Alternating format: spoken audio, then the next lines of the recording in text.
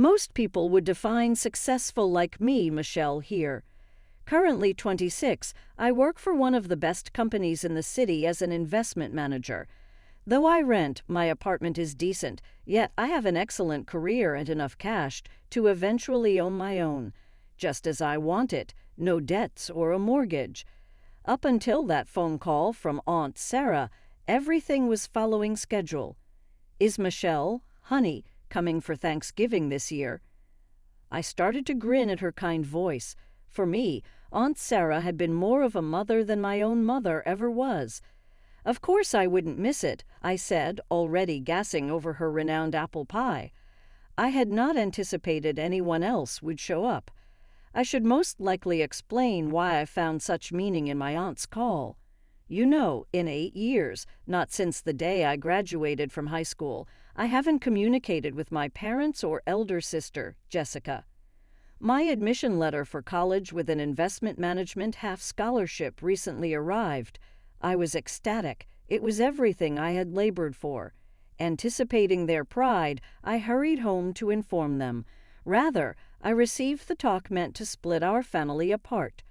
Mom, hardly even glancing up from her magazine, remarked, "We cannot afford for your education, Michelle. We need all of our savings for your sister's upcoming wedding." But then what about Grandma's money? My voice shook as I recall. "She left it especially for my schooling," you said to her. Dad slid uneasily in his chair. "Things change, honey. Right now, Jessica's wedding is really crucial. You will work things out." At that point, everything I had been suppressing for years came flooding out. More vital? Like everything else about Jessica, just more vital? The dispute that ensued was nasty. Years of second best became charges and tears.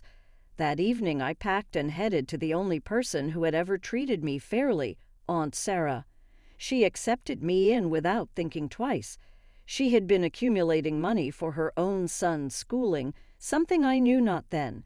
She gave me that money, though, as he had passed away in an automobile accident a few years before. I only agreed with the proviso that, once I graduated and started working, I would reimburse her every dollar. Those were demanding years for college. Maintaining my grades and scholarship, I worked part-time in a cafe. Still, I survived, found work at a top investment company, and 2 years later paid back every dollar to Aunt Sarah. Living was nice. I had my independence, my career was thriving, and I had carefully avoided any contact with my family until that Thanksgiving invitation. I almost dropped the pumpkin pie I was carrying when I walked into Aunt Sarah's house that Thanksgiving. There they were, my parents, my sister, Jessica, and her 2 kids, ages 6 and 3, all sitting in the living room like they belonged there. 8 years of carefully avoiding them, gone in an instant. Michelle. Aunt Sarah rushed to help me with the pie, her eyes apologetic. I didn't know they were coming. They just showed up. I stood frozen in the doorway, my heart pounding. Mom looked older, with more gray in her hair than I remembered. Dad had gained weight.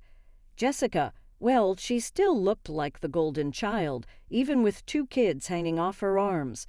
"I need some air," I managed to say, turning around and heading straight for the back porch. The November air was cold, but I barely felt it. My hands were shaking as I gripped the railing. "Michelle," Mom's voice behind me made me stiffen. "Can we talk?" 8 years of silence, and now she wanted to talk. I didn't turn around. "Why are you even here?" I heard her footsteps on the wooden boards as she came to stand beside me. "Because we were wrong, your father and I. We've spent years feeling guilty about what we did. We want to make things right." "Then why didn't you call? Write? Email? Anything?" The words came out sharper than I intended. Mom's eyes filled with tears. "Because we were ashamed. So ashamed. We kept telling ourselves we'd reach out, but the more time passed, the harder it became. When we heard you'd be here for Thanksgiving, we knew it might be our only chance to see you face to face, to tell you how sorry we are for everything." I stood there, my mind racing. Part of me wanted to scream at her, to list every single time they'd made me feel less important than Jessica. Another part noticed how tired she looked, how her hands trembled as she spoke. I need time to think, I finally said. It's a lot. Of course, she nodded quickly. Take all the time you need.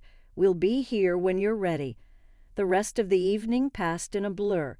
I sat quietly in a corner of Aunt Sarah's living room, pushing turkey around my plate and avoiding eye contact.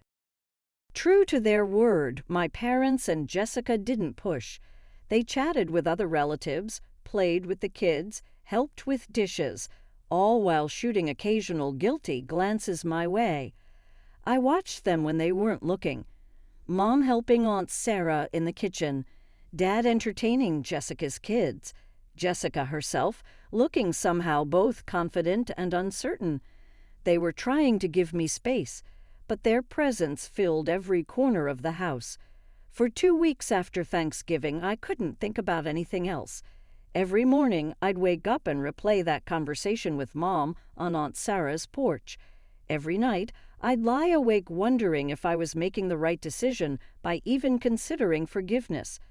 I sat in my apartment one evening, staring at my phone. Mom's number was still saved there. I'd never deleted it, though I couldn't explain why. Maybe some part of me had always known this day would come. My finger hovered over the call button for what felt like hours. Finally, I took a deep breath and pressed it. 1 ring. 2 rings. 3. Michelle. Mom's voice was cautious, hopeful. Hi, Mom. My voice cracked a little. I've been thinking about what you said at Thanksgiving. I think I'd like to try. Maybe we could start over. The words felt strange coming out of my mouth. Maybe we could start over. That's how I found myself standing outside my childhood home a week later, clutching a bag of carefully chosen gifts. Nothing expensive, just thoughtful items I'd picked up, a scarf for Mom, a book Dad had mentioned wanting years ago, and some educational toys for Jessica's kids. The house looked smaller than I remembered, and definitely more worn. The paint was peeling in places, and the garden that Mom used to tend so meticulously was overgrown. This wasn't the pristine suburban home I'd grown up in. Before I could ring the doorbell, the door flew open. Mom stood there, looking nervous but happy. You came. I came, I nodded, stepping inside. The interior was just as telling as the exterior. The furniture was the same from 8 years ago, but now showing obvious wear. The walls needed a fresh coat of paint, and the carpet was threadbare in places. Dad emerged from the kitchen, looking uncertain. Jessica was there too, her kids hiding behind her legs. I handed out the gifts, watching their faces as they opened them. Mom's eyes welled up when she saw the scarf, and Dad actually smiled at the book. Over dinner, Mom had made my favorite lasagna from childhood. The truth about their lives emerged. Jessica's marriage had ended badly 2 years ago, forcing her to move back home with the kids. Mom's health problems had reduced her to part-time work at the library, and Dad had been forced to take a lower-paying position after his company downsized. How about you, Michelle? Jessica asked carefully, pushing her food around her plate. How's work? Good, I replied, trying to keep my tone neutral. I'm at Morton & Associates now. It's a large investment firm downtown. The rest of the evening continued like that. Careful conversations, avoided topics, and an underlying tension that nobody wanted to acknowledge. We were all trying so hard to be normal that it felt anything but. Over the next few weeks, something shifted. Jessica started showing up at my office during lunch breaks, usually with 2 cups of coffee from the shop downstairs. We'd sit in the building's courtyard, catching up on 8 years of missed conversations. She told me about her failed marriage, how her ex-husband turned out to be terrible with money and even worse with commitment. As Christmas approached, I found myself actually looking forward to family celebrations. But first, I had an important stop to make. A coffee maker. Aunt Sarah laughed as she unwrapped her gift. "Are you trying to tell me something about my instant coffee?" "Maybe," I grinned, hugging her tight. "Thank you for everything, Aunt Sarah, for being there when I needed you most." She held me at arm's length, studying my face. "Are you happy, sweetie, with how things are going with your family?" "I think I am," I answered, surprising myself with how true it felt. "It's different now. Better." Christmas at my parents' house was nothing like the tense dinner from my first visit. Mom had decorated every inch of the place, and Dad was actually singing carols as he helped in the kitchen. Jessica's kids, Emily and Jack, had finally warmed up to me, especially after seeing their presents. A science kit for Emily and a toy dinosaur collection for Jack. "Aunt Michelle," they squealed, climbing all over me, "can you help us build the volcano?" Watching them play with their new toys, I realized how much I'd missed having a family. Even Mom and Dad seemed more relaxed, laughing and joking like they used to when I was little. Months passed and we fell into a comfortable rhythm. Sunday dinners became a regular thing. Jessica and I had our coffee dates. Then came the spring break trip. I hadn't planned it, really. I just overheard Mom saying how the kids had never seen the ocean. "Let's go," I said impulsively. "Next week. I'll book everything." That trip was magical. Watching Emily and Jack's faces when they first saw the ocean, hearing their squeals as they jumped over waves, building sandcastles with Dad like I used to as a kid, it was worth every penny. After the trip, things felt even more natural, which is why I wasn't entirely surprised when Mom and Dad asked to talk to me one evening after dinner. "The plumbing in the house," Dad started, looking uncomfortable. "It's pretty bad. We've been putting off repairs, but we hate to ask." Mom jumped in, "but we could really use some help." I wrote them a check right there. It wasn't a small amount, but seeing their relief made it worth it. After that, there were other requests. Nothing unreasonable. A new water heater when the old one died, help with Jessica's kids' school supplies. Small things that family helps each other with. It was during a regular Sunday dinner when Mom dropped the bomb. She had been quieter than usual throughout the meal, pushing her food around her plate instead of eating. Finally, as Dad was serving dessert, she spoke up. "I lost my job," she said, her voice cracking. "They're cutting positions at the library, and mine's one of them. I don't know what we're going to do. The medical bills, the house payments." I watched my mother's hands trembling as she held her coffee cup, saw the worry lines deepening on Dad's face. They looked old, suddenly vulnerable. Before I knew what I was saying, the words were out of my mouth. "I can help," I heard myself say. "I can afford $1,500 a month. It's not a problem." The relief on their faces was immediate and overwhelming. Mom started crying again, but this time from happiness. Dad got up and hugged me so tight I could barely breathe. And so began our new normal. Every month, like clockwork, I transferred the money to their account. They never asked for more than we'd agreed upon, though occasionally they'd mention needing something specific, new winter boots for Jack or a replacement for their ancient microwave. Jessica and I grew even closer during this time. When I had to travel for work, I started bringing her along whenever I could. Nothing too extravagant.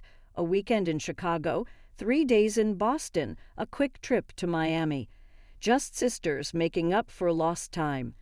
Life fell into a comfortable pattern. Sunday dinners, monthly transfers, occasional shopping trips with Mom, helping Jessica's kids with their homework. It wasn't perfect, but it felt like family should feel. Then came the call that would change everything. "Michelle, Mrs. Peterson, my landlord," sounded apologetic. "I need to talk to you about the apartment. My grandson is graduating from college in a few months. He'll be working in the city, and well, I promised him the apartment." "Oh," I said, looking around at the space I'd called home for so long. The wall I'd painted pale blue on a whim. The window seat where I loved to read on rainy days. "I'm so sorry," she said. You've been a wonderful tenant. I'll give you plenty of time to find something else, of course. After hanging up, I sat in my favorite spot by the window, thinking. I'd been saving diligently all these years. Even with helping my family, my investment portfolio was doing well. Maybe this wasn't a setback at all. Maybe it was the universe giving me a push. I spent the next few weeks meeting with Sarah, my realtor, viewing apartments during my lunch breaks and after work. I had a clear vision of what I wanted, something modern, close to the office, with enough space for a home office. I was particularly excited about a corner unit in a new building just 3 blocks from work. I could already picture myself here, drinking coffee on the balcony, hosting dinner parties in the open-concept kitchen. But I kept it all to myself, wanting to surprise my family with the news once everything was finalized. "Sorry, Mom, I can't make it this Sunday," I said during our weekly call. "We've got some problems at work." I was going through paint samples one evening when Aunt Sarah called. Her voice was tight, controlled. "Michelle, can you come over? We need to talk. It's important." I found her pacing in her kitchen, looking more agitated than I'd ever seen her. She barely waited for me to sit down before speaking. "I heard something today," she began, her hands wrapped around a cold cup of coffee. "Something you need to know." Linda and Karen, old family friends who'd known us since I was a kid, had been talking at their book club. My aunt continued, each word seeming to pain her. "They were talking about running into your parents and Jessica at the grocery store last week. Apparently, after you started helping them financially, your family's been talking about you to a lot of people." "What do you mean, talking?" But something cold was already settling in my chest. "They've been calling you their personal ATM behind your back," she said bluntly, making jokes about how they finally found a use for your fancy job. "Jessica's been telling people how she just has to mention wanting to go somewhere, and you'll pay for the whole trip." The room seemed to tilt sideways. That can't be right. "There's more." Aunt Sarah's voice was gentle now. "Your mother's been bragging about how she doesn't really need to find another job because Michelle's good for the money. They've been laughing about it, Michelle, making fun of how eager you are to help them." I sat there, feeling like I'd been punched in the gut. Part of me wanted to deny it, to defend them, but I knew Aunt Sarah would never make this up, and suddenly little things started clicking into place, the way they changed the subject whenever my job came up, how the requests for help had become more frequent, the calculating looks I sometimes caught them exchanging. "I'm so sorry, sweetheart." Aunt Sarah reached for my hand. "I debated whether to tell you, but you deserve to know." I sat there for a long time, thinking about the past year, all those family dinners, the trips with Jessica, the monthly transfers, the grateful tears in Mom's eyes when I helped with bills. Had it all been an act? Then, slowly, an idea started forming. 2 days later, I stood outside my parents' house with 2 packed suitcases, having spent the morning moving all my furniture to Aunt Sarah's garage. I had rehearsed this, planned every detail. Taking a deep breath, I rang the doorbell. Mom opened the door, surprise written all over her face. "Michelle, what are you doing here? What's with the suitcases?" Dad and Jessica appeared behind her, equally confused. "Perfect." I let my lower lip tremble, blinking rapidly as if holding back tears. "I got fired," I choked out. "There were budget cuts and they found some mistakes in my work. They're making me pay back bonuses. I can't afford my apartment anymore. I was hoping maybe I could stay here just for a few months until I get back on my feet." The silence lasted exactly 3 seconds before Mom's concerned expression transformed into something ugly and unfamiliar. "Does this mean you won't be sending us the monthly money anymore?"